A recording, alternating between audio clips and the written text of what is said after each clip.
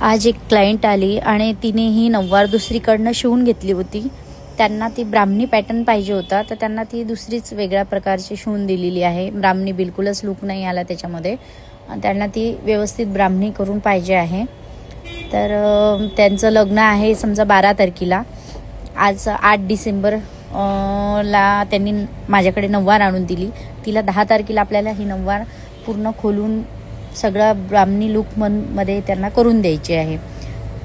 ती म्हणे ताई मला हे ब्राह्मणी लूक चांगला आला पाहिजे.